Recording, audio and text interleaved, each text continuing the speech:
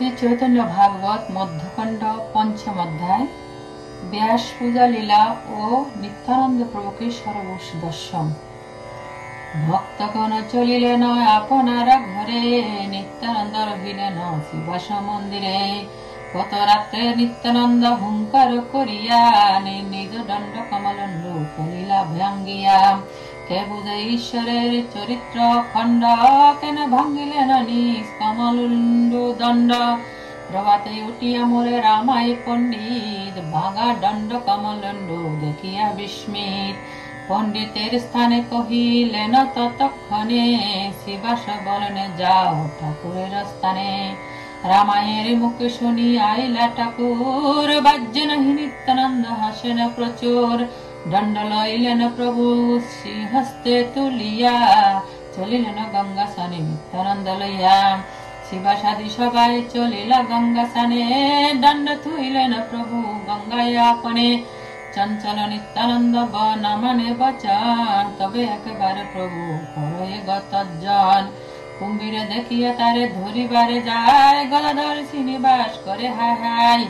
সাঁতারে গঙ্গার মাঝে নির্ভয় শরীর, চৈতন্যের বাক্য মাত্র কিছু হয় স্থির। নিত্যানন্দ প্রতিরা রাখি বলে বিশ্বম্বর, ব্যাস পূজা সিজার সত্তর। শুনিয়া প্রভুর বাক্য উঠিলা তখনে, স্নান করে গৃহে আইলেন প্রভু শনে।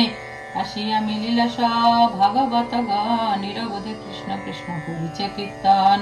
শিবাস পণ্ডিতের ব্যাস পূজার আচার্য, চৈতন্যের আজ্ঞায় করেন সর্বকার্য। মধুর মধুর সবে করেন কীর্তন, শিবাস মন্দির হইল বৈকুণ্ঠ ভবন। সর্বশাস্ত্র জ্ঞাতা সে ঠাকুর পণ্ডিত, করিলা সকল কার্য যে বিধি বোধিত। দিব্যগন্ধ সহিত সুন্দর বনমালা, নিত্যানন্দ হাতে দিয়ে কহিতে লাগিলা। শোন শোন নিত্যানন্দ এই মালা ধর, বচন করিয়া ব্যাস দেবী নমস্কার। শাস্ত্র বিধি আছে মালায় আপনে সে দিবা, ব্যাসে তুষ্ট হইলে সর্ববিষ্ট পাইবা। যত শুনে নিত্যানন্দ করে হয় হয়, কিসের বচন প্রাট প্রভু দানালয়। কিবা বলো ধীরে ধীরে বুঝন না যায়, মালা হাতে করে কোন চারিদিকে চাই।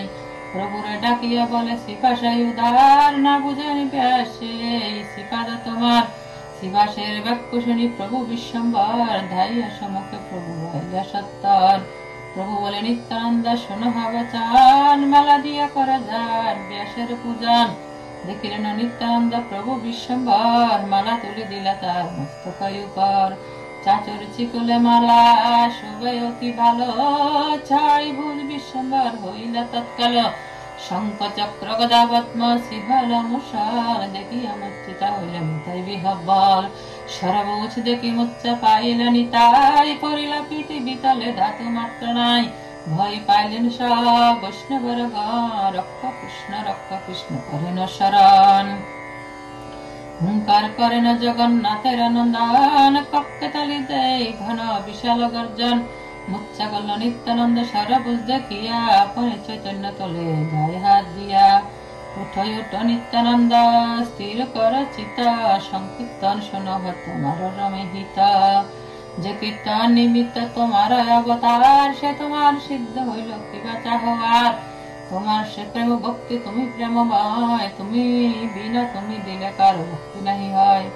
আপনার সম্বরী উঠ নিজ জন চাহ, যাহার তোমার ইচ্ছা তাহারে বিলাহ। তীরথ দেখো তোমার যাহার দেশ রহে, বুঝিল সে আমার প্রিয় প্রভু প্রভু নহে। পাইলা চৈতন্য নিতাই প্রভুর বচনে, হইলা আনন্দময় সর্বভুজ দর্শনে। যে অনন্ত হৃদয়ে বসেন গৌরচন্দ্র, সে প্রভু বিস্ময় জান নিত্যানন্দ। সই বুঝ দৃষ্টিতানে কোন অদ্ভুত অবতার অনুরূপ সব কৌতুক। রঘুনাথ প্রভু যেন পিণ্ড দান কইলা, প্রত্যক্ষ হইয়া তাহা দশরথ লইলা। সে যদি অদ্ভুত তবে এহ অদ্ভুত, নিশ্চয় সকলে কৃষ্ণের কৌতুক। নিত্যানন্দ স্বরূপের সব সর্বতা, তিল দেখে দস্যবা না হয় অন্যতা। লক্ষণের স্বভাব যে হেন অনুকন, সীতা বল্লভের দস্য মন প্রাণ ধন। এই মত নিত্যানন্দ স্বরূপের মন, চৈতন্য চন্দ্রের দস্য প্রীত অনুকন। যদ্যপি হয় অনন্ত ঈশ্বর নিরাশ্রয়, সৃষ্টি স্থিতি প্রলয়ের হেতু জগন্ময়। সর্বসৃষ্টি তিরুভাগ যে সময় হয়, তখন অনন্ত রূপ সত্য বেদে কয়। তথাপি হসি অনন্ত দেবের স্বভাব, নিরবধি প্রেম দস্য ভাবে অনুরাগ। যুগ যুগে পতি অবতারে অবতারে, সর্বতার দস্য বুঝহ বিচারে। শিলকন অবতারে অনুজন হইয়া, নিরবধি সেবন তফা দস্য পাইয়া। অন্ন পানি নিদ্রা সারি শিরাচরণ, সেবিয়া কঙ্কন পুরে অনুকন। জ্যেষ্ঠ হইয়া বলরাম, জ্যেষ্ঠ হইয়া বলরাম অবতারে, দাস্য যোগ্য কবু না চালিলেন অন্তরে। স্বামী করি শব্দ সে বলেন কৃষ্ণপতি, ভক্তি বিনা কখনো না হয় অন্য গতি। সেই প্রভু আপনে অনন্ত মহাশয়, নিত্যানন্দ মহাপ্রভু জন্ম নিশ্চয়। ইহাতে যে নিত্যানন্দ বলরাম পতি, ব্যতিষ্ঠি হেন করে সে মোরমতি। সেবা বিগ্রহের প্রতি অনাদর যার, বিষ্ণু স্থানে অপরা সর্বদা তাহার। ব্রহ্মা মহেশ্বর বৈদ্য যদ্যপি কমলা, তবু তার স্বভাব চরণ সেবা খেলাম। সর্বশক্তি সমন্বিত শেষ ভগবান, তথাপি স্বভাব ধর্ম সেবা সে তাহান। অতএব তাহান যে স্বভাব কহিতে, সন্তোষ পায়েন প্রভু সকল হইতে। ঈশ্বরের স্বভাব কেবল ভক্ত বেশ, বিশেষ প্রভুর মুখে শুনিতে যশ। স্বভাব কহিলে বিষ্ণু বৈষ্ণবের পতি, অতএব ব্যক্তি সর্বচরিত। বিষ্ণু বৈষ্ণবের তত্ত্ব যে কহে পুরাণে, সেই মতো লিখি আমি পুরাণ প্রমাণে। নিত্যানন্দ স্বরূপের এই বাক্যমান, চৈতন্য ঈশ্বরময় তার একজন। অহনিশ শ্রীমুখে নাহি কন্য কথা, মই তার সেই মহেশ্বর সর্বতা। চৈতন্যের সঙ্গে যে মোহর স্তুতি করে, সেই সে মোহর বৃত্ত পাইবে কমরে। আপনে করিয়াছেন সরবুজ দর্শন, তার পিতা কহিতান সব কথন। পরমাত্মা নিত্যানন্দ তাহার হৃদয়, দোহে দোহা দেখিতে সুনিশ্চয়। তথাপি অবতার অনুরূপ খেলা, ঈশ্বর করণ ঈশ্বর সেবা বুঝিবে লীলা। সে যে স্বীকার প্রভু করে আপনে, তাহা গায় বেদে বর্ণে বেদে ভারতে পুরাণে। যে কর্ম করে প্রভু সেই হয় বেদ, তাহি গায় সর্ববেদে ছাড়ি সর্বভেদ। ভক্তি যোগ বিনা ইহা বুঝন না যায়, জানে জন কত গো চন্দ্রের কৃপায়। নিত্য শুদ্ধ জ্ঞানবন্ত বৈষ্ণব সকাল, তবে সে কলহ দেখ সব কৌতূহল। ইহা না বুঝিয়া কোন বুদ্ধি কোন বুদ্ধি না, সেকে বন্দে আর নিন্দি বন্ধে কনাশ। তথাহি নারদিয়ে অবচ্ছয়িতা প্রতিমাসু, বিষ্ণু নিন্দন জানে সর্বগতম তমেব। অবচ্ছ পাদ হৃদস্য মুদ্দি, প্রজাতি। কোন মূর্খ ব্যক্তি ব্রাহ্মণের পদযুগল পূজা করে পুনরায় তারই মস্তকে আঘাত করলে যেমন নরকগামী হয়, তেমনি যিনি শ্রী বিগ্রহে বিষ্ণুর পূজা করে জীবের হৃদয়ে অবস্থিত সেই সর্বব্যাপী বিষ্ণুরই অবজ্ঞা করেন, তিনিও নরকগামী হয়ে থাকেন। বৈষ্ণব হিংসার কথা থাকুক সে দূরে, সহজ জীবের যে অদম পীড়া করে। বিষ্ণু পূজিয়া যে প্রজার পীড়া করে, পূজাও নিষ্ফলে যায় আর দুঃখে মরে। সর্বভূতে আছেন শ্রী বিষ্ণু না জানিয়া, বিষ্ণু পূজা করে অতি প্রাকৃত হইয়া।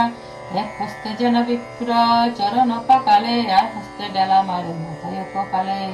এসব লোকের কি কুশল কোন ক্ষণে, হইয়াছে হইবে বুঝিবাব মনে।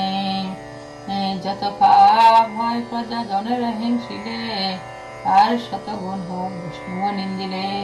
শ্রদ্ধা করি মূর্তি বুঝে ভক্ত না আধরে, মূর্খ নিচ পতিতে রে দয়া নাহি করে। এক অবতার বাজে না বাজে, আর কৃষ্ণর গুণাতে করে বেদ ব্যবহার বলরাম শিব প্রতি প্রীত নাহি করে, ভক্তা অধম শাস্ত্র কহিবে শোভজনারে। তথা হি শ্রীমদ্ভাগবতে अच्छायामेव हरि पूजां जो श्रद्धय होते न तद्भोक्तेषु चानुषु ভক্ত প্রাকৃতা স্মৃত। যে ভক্ত শ্রদ্ধা সহকারে মন্দিরে সে অচ্ছা বিগ্রহের পূজায় নিয়োজিত থাকেন, কিন্তু অন্যান্য ভক্ত মন্ডল কিংবা জনসাধারণের প্রতি যথাযথ আচরণ করে না, তাকে প্রাকৃত ভক্ত অথবা নির্মাধিকারী বলে বিবেচনা করা হয়। প্রসঙ্গ কহিল ভক্ত অধমের লক্ষণে, পুণ্য হইল নিত্যানন্দ সরবুজ দর্শনে। এই নিত্যানন্দের সরবুজ দর্শন ইহা যে শুনে তার বন্ধ বিমোচন। বাহ্য পাই নিত্যানন্দ করেন ক্রন্দন, মহানদী বহে দুই কমল নয়নে। সভাপতি মহাপ্রভু বলিলা বচন, পূর্ণ হইল ব্যাস পূজা কর কীর্তন। প্রায় প্রভুর আজ্ঞা সবে আনন্দিত, চৌদিকে উঠিল কৃষ্ণ ধ্বনিয়া চম্বিত। নিত্যানন্দ গৌরচন্দ্র নাচে এক ঠায়, মহামত দুইবার বাহ্য নাই। সকল বৈষ্ণব হলায় আনন্দে বিহ্বল, ব্যাস পূজা মহোৎসব মহাকৌতূহল। কেহ নাচে কেহ গায় গড়াগড়ি যায়, সবে চরণ দর্জি যাহার পায়। চৈতন্য প্রভুর মাতা জগতের রায়, নিবৃত্তে বসিয়া রঙ্গ দেখেন তথায়। বিশ্বম্বর নিত্যানন্দ দেখেন যখনে, দুইজন মোর পুত্র বাসে মনে। ব্যাস পূজা মহোৎসব পরম উদার, অনন্ত প্রভু সে পারে ইহা পণ্যিবার। সূত্র করে কহি কিছু চৈতন্য চরিত, যে মতে যেতে মতে কৃষ্ণ লাগাইলে হয় হিত। দিন অবশেষে হইল ব্যাস পূজা রঙ্গে, নাচেন বৈষ্ণব গণ বিশ্বম্বর সঙ্গে। পরম আনন্দে মত্ত ভাগবত গণ, হা কৃষ্ণ বলিয়া সবে করেন ক্রন্দন। এই মত নিজ ভক্তি যোগ প্রকাশিয়া, স্থির হইলা বিশ্বম্বর সর্বগণ লইয়া। ঠাকুর পণ্ডিত পতি বলে বিশ্বম্বর, ব্যাসের নৈবেদ্য সহ আনহ সত্তর। ততক্ষণে আনিলেন সর্বই উপহার, আপনে প্রভু হস্ত দিলেন সবার। প্রভুর হস্তের দ্রব্য পাই ততক্ষণ, আনন্দে ভোজন করে ভাগবতগণ। যতক আসিল সেই বাড়ির ভিতরে, সবার ডাকিয়া প্রভু দিল নিজ করে। ব্রহ্মাদি পাইয়া যাহা ভাগ্যহীন মানে, তাহা পায় বৈষ্ণবের দাসী গণে। এসব কৌতুক যত শিবাসের ঘরে, এতক শিবাস ভাগ্যকে বলিতে পারে। এই মত নানা দিনে নানা সে কৌতুকে, নবদ্বীপে হয় নাহি জানে সর্বলোকে। শ্রীকৃষ্ণ চৈতন্য নিত্যানন্দ চন্দ জান, বৃন্দাবন দাস তুচু পদ যোগে গান। ইতি শ্রী চৈতন্য ভাগবতে মধ্যখণ্ডে ব্যাস পূজা বর্ণনং নামক পঞ্চম অধ্যায়।